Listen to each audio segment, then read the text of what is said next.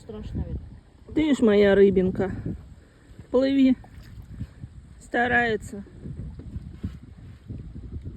Тиша.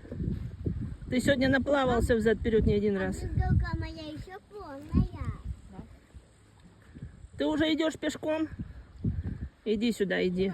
Иди. А можно я все-таки отсюда выйду? Да пыли. Можно я тоже?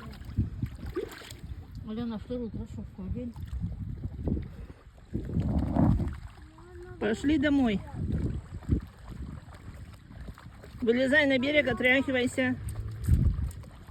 Чего, Тиша?